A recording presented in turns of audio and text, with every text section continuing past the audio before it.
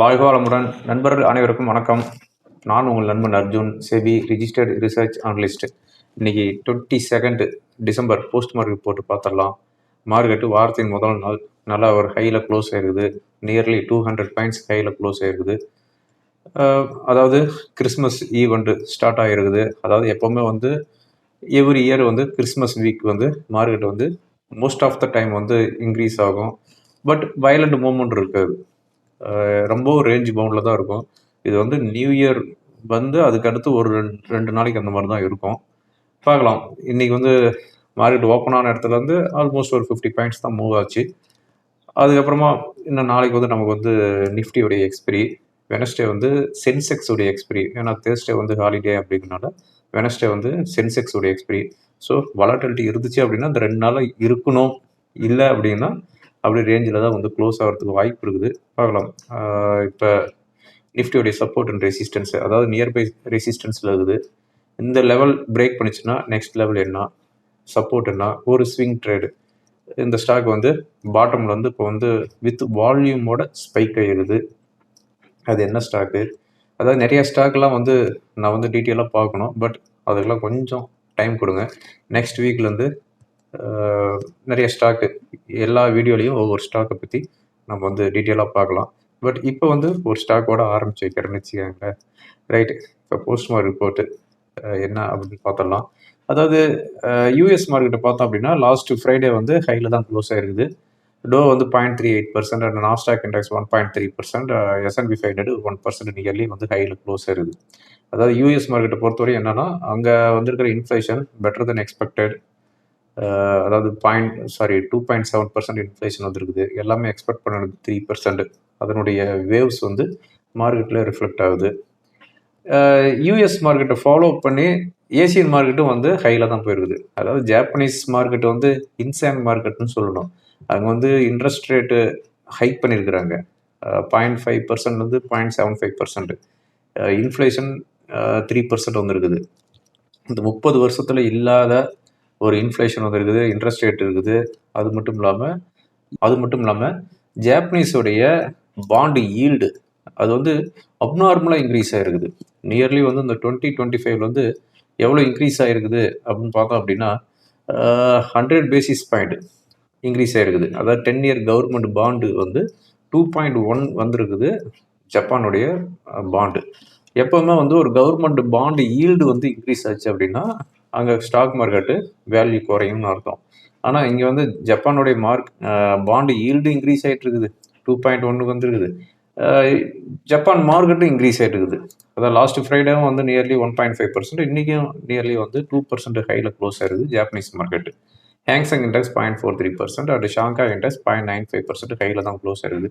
அதாவது குளோபல் மார்க்கெட்டை பொறுத்தவரை எல்லா மார்க்கெட்டுமே ஹையில் தான் இருக்குதுன்னு வச்சுக்கோங்களேன். இன்றைக்கி மார்னிங் நிஃப்டியை பொறுத்தவரையும் அதாவது கிஃப்ட் நிஃப்டி ஆல்மோஸ்ட் 150 பாயிண்ட்ஸ் ஹையில் தான் இண்டிகேட் பண்ணிட்டு இருந்துச்சு. அதே மாதிரி தான் ஓப்பன் ஆச்சு. 26,100 ஓப்பன் ஆகிட்டு 26,150 வரையும் நிஃப்டி வந்து போயிருக்குது. ஃபைனலாக சென்செக்ஸ் 638 பாயிண்ட்ஸ் ஹையில் க்ளோஸ் ஆயிருது. 0.77%, 85,567 செட்டில் ஆயிருது. நிஃப்டி 206 பாயிண்ட்ஸ் ஹையில் க்ளோஸ் ஆயிருது. 0.79%, 26,172 வந்து செட்டில் ஆயிருது. இன்றைக்கி செக்டார் வைஸ் பார்க்கும்போது எல்லா செக்டாருமே வந்து பாசிட்டிவாக தான் க்ளோஸ் ஆயிருக்குது. எதுவுமே நெகட்டிவில் க்ளோஸ் ஆகலை.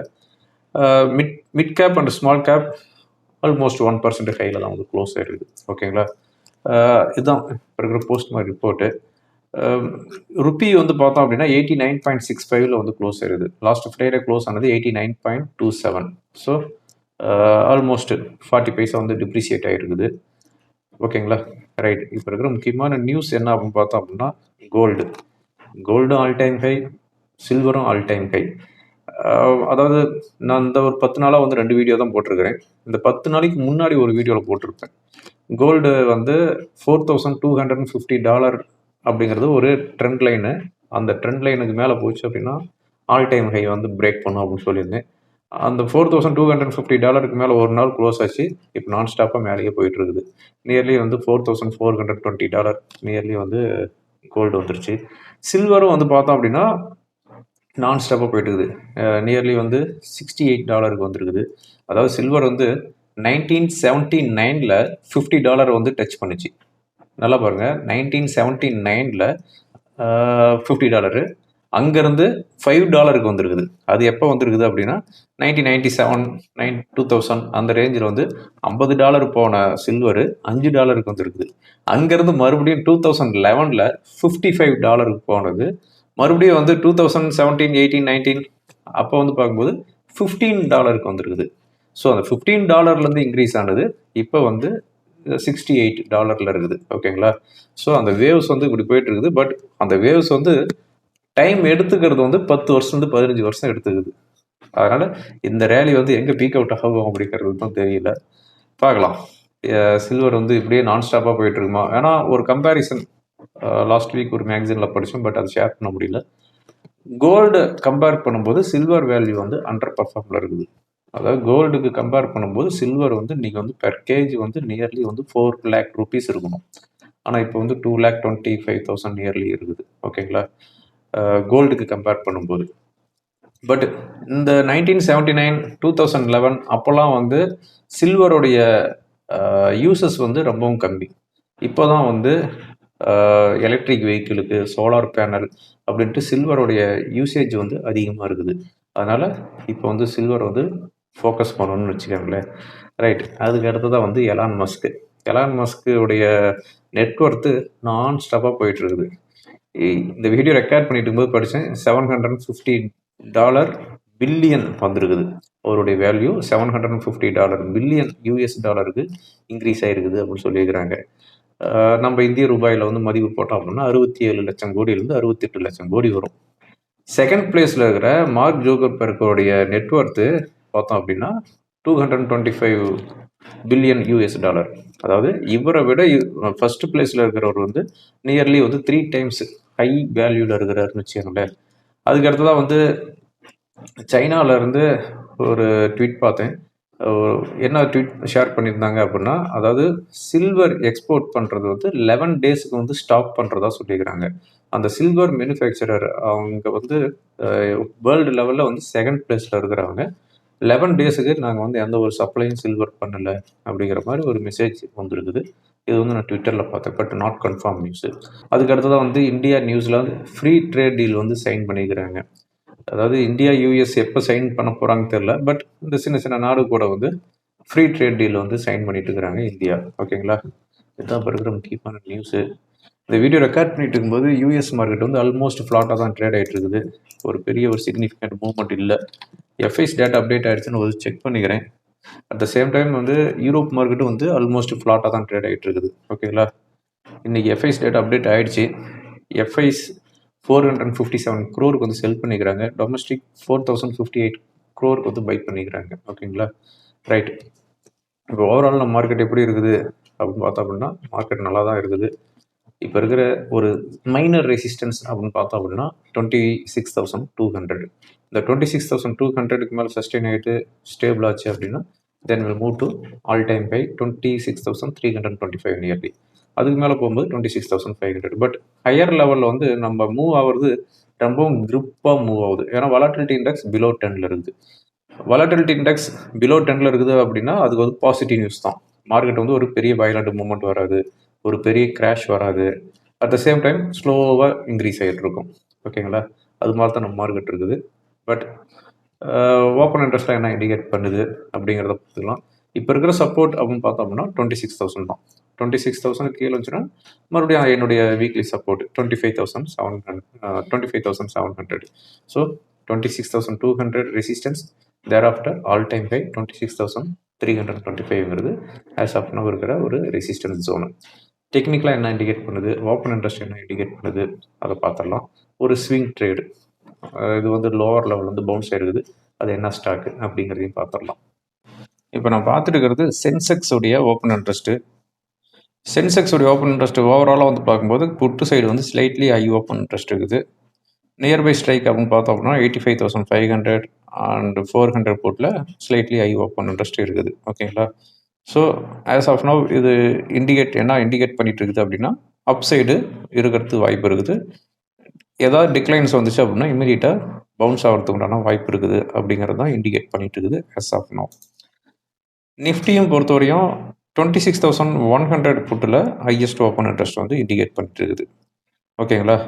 ஸோ இப்போ வந்து 26,170 அரௌண்டில் வந்து க்ளோஸ் ஆயிருக்குது. ஸோ 26,100க்கு கீழே க்ளோஸ் ஆகாது அப்படிங்கிற மாதிரி இண்டிகேட் பண்ணிட்டு இருக்குது as of now. But live மார்க்கெட்டில் அதனுடைய சேஞ்சஸ் இருக்கும். என்னுடைய ஃப்ரீ டெலிகிராம் சேனல் வந்து ஃபாலோ பண்ணிக்கோங்க. அதை பற்றி நான் வந்து அப்டேட் பண்ணுறேன். இப்போ நான் பார்த்துட்டு இருக்கிறது ஆர்விஎன்எல். இந்த ஸ்டாக்கு சார்ட்டு தான் நான் வந்து என்னுடைய ஃப்ரீ டெலிகிராம் சேனலில் வந்து இன்றைக்கி மார்னிங் அப்டேட் பண்ணியிருந்தேன். ஆக்சுவலாக இந்த ஸ்டாக் பாருங்கள், ஆகஸ்ட்டு அந்த இதில் வந்து இந்த 300 ருபீஸ் அப்படிங்கிற ஒரு லெவல் வந்துருக்குது. மறுபடியும் வந்து 370 போயிட்டு அகைன் லாஸ்ட் வீக் 300 ருபீஸ் வந்துருக்குது. பட் 300ங்கிறத வந்து பிரேக் பண்ண கிடையாது. ஓகேங்களா? ஸோ இங்கே வந்து டபுள் பாட்டம் வந்து ஃபார்ம் ஆகிருக்குது. ஸோ இந்த ஸ்டாக் வந்து இப்போ இங்கேருந்து பவுன்ஸ் ஆகிருக்குது, வித் வால்யூமோட பவுன்ஸ் ஆகிருக்குது. மோஸ்ட்லி வந்து இப்போ நமக்கு வந்து இன்னும் February 1 அன்னைக்கு வந்து பட்ஜெட்.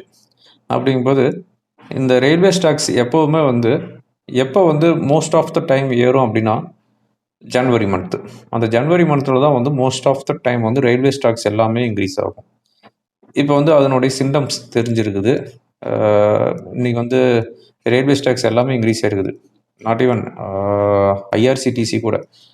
அதாவது ரயில்வே ஃபேர் ப்ரைஸ் வந்து 10 ருபீஸ் இன்க்ரீஸ் பண்ணிக்கிறாங்க. அது ஒரு நியூஸ். பட் எப்போவுமே வந்து ரயில்வே ஸ்டாக்ஸ் வந்து சம் பாசிட்டிவ் நியூஸ் வர்றது எல்லாமே வந்து இந்த ஜனவரி மந்த்தில் தான் வரும். அப்படிங்கும்போது இது வந்து பவுன்ஸ் ஆகிருக்குது. ஸோ இந்த ஸ்டாக் வந்து இந்த ரேலி கண்டினியூ ஆச்சு அப்படிங்கிற பட்சத்தில் 370 ருபீஸுங்கிறது இமீடியட் டார்கெட். அதுக்கு மேலே போச்சு அப்படின்னா 420 வரையும் போகிறதுக்கு உண்டான வாய்ப்பு இருக்குது. பட் இதை வாங்கிட்டீங்க அப்படின்னா ஸ்டாப் லாஸ் அப்படின்னா 300 ருபீஸ். 300 ருபீஸ் பிரேக் ஆச்சு அப்படின்னா விற்றுவிட்டு அசாமல் உக்காந்துட்டு இருக்கணும். ஓகேங்களா?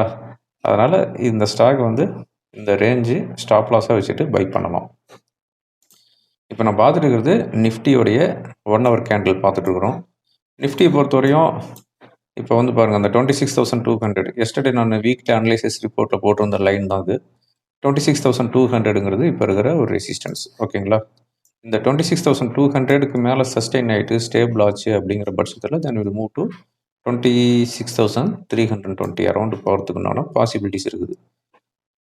இப்போ சப்போர்ட் அப்படின்னு பார்க்கும்போது இன்றைக்கி வந்திருக்கிற லோன்னு சொல்கிறத விட ஆஸ் பர் ஓப்பன் இன்ட்ரெஸ்ட் படி பார்த்தோம் அப்படின்னா 26,100 தான்.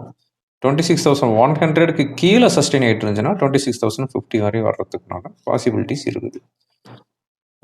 பேங்க் நிஃப்டி என்ன இண்டிகேட் பண்ணுது அப்படிங்கிற பார்க்கும்போது இதுவும் வந்து 59,500 தான் ரெசிஸ்டன்ஸு. இப்போ சப்போர்ட் அப்படின்னு பார்த்தோம் அப்படின்னா 59,100 தென் 59,000. ரொம்பவும் டைட் ரேஞ்சில் தான் வந்து பேங்க் நிஃப்டி ட்ரேட் ஆகிட்டு இருக்குது. ஒரு வைலண்ட் மூவ்மெண்ட் எதுவும் இல்லை. ஓகேங்களா? ஓகே ஃப்ரெண்ட்ஸ், இந்த வீடியோ உங்களுக்கு ரொம்ப யூஸ்ஃபுல்லாக இருக்குன்னு நினைக்கிறேன். யூஸ்ஃபுல்லாக இருந்துச்சு அப்படின்னா ஃப்ரெண்டுங்களுக்கு ஃபார்வர்ட் பண்ணுங்கள். தேங்க்யூ ஃபார் வாட்சிங். வாழ்க வளமுடன்.